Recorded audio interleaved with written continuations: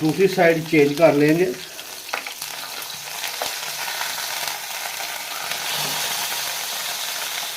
ध्यान से करना, छींटे उड़ रही हैं बहुत ज़्यादा, तो एक साइड माशाल्लाह से अच्छी बन गई हमारी।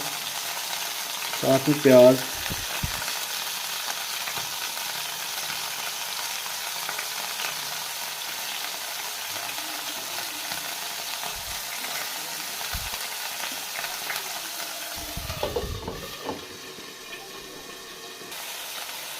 साथ में इसके फ्रेश जो मक्खन है घर का वो इस्तेमाल करेंगे, इससे टेस्ट और बहुत ही ज़बरदस्त बनेगी